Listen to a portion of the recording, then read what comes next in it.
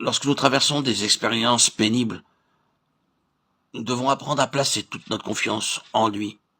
Nous nous élevons vers de grandes attitudes spirituelles, et les mystères de Dieu nous sont alors révélés. C'est ainsi que nous devenons participants aux souffrances du Seigneur Jésus-Christ, et que nous en arrivons finalement à bénéficier de la puissance de sa résurrection. Philippiens 3:10. Les souffrances endurées par notre Seigneur étaient d'une nature extrême. À la fin de sa vie terrestre, il fut abandonné par tous. Ses disciples bien-aimés le délaissèrent et prirent la fuite. Tout semblait sombre. Le soleil s'obscurcit. Ceux-là même qui, dans le passé, avaient été bénis par lui, l'outrageaient maintenant et se moquaient de lui. De la même manière, il faut que nous aussi devenions participants de ces douleurs et de ces souffrances, afin d'être capables d'atteindre de grandes altitudes spirituelles. C'est l'expérience que le psalmiste a vécue dans le psaume 124, 4, 5. David s'exclame « Les eaux nous auraient submergés, un torrent aurait passé sur notre âme. » Les calamités dont il fit l'expérience étaient semblables à des inondations qui surviennent souvent à l'improviste, lorsque l'on n'est pas du tout préparé.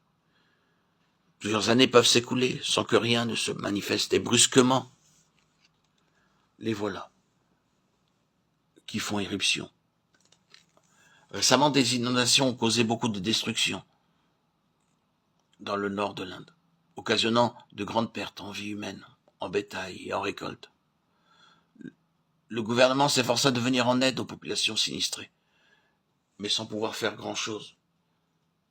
Dans nos vies également, il y a des circonstances où l'ennemi déferle sur nous comme une inondation surgissant là où l'on s'y attendait le moins, ou se manifestant à une époque inattendue de l'existence. Le diable peut utiliser contre nous des amis ou des personnes de la parenté, dressant parfois contre nous ce que nous aimons, respectons et admirons.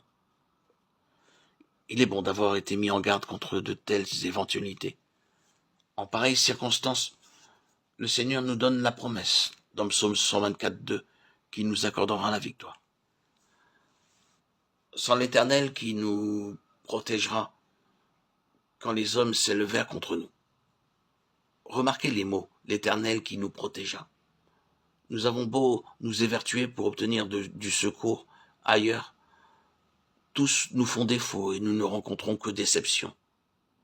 En dernier recours, seul le Seigneur vient à notre aide, ainsi que le rapporte Paul dans 2 Timothée 4, 16.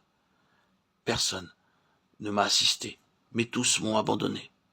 Toutefois, Paul ajoute au verset suivant, c'est le Seigneur qui m'a assisté et qui m'a fortifié, afin que la prédication soit portée par moi à sa plénitude et entendue de tous les païens. Et j'ai été délivré de la gueule du lion. Toutefois, Paul ajoute au verset suivant, c'est le Seigneur qui m'a assisté et qui m'a fortifié, afin que la prédication soit portée par moi à sa plénitude et entendue de tous les païens. Et j'ai été délivré de la gueule du lion.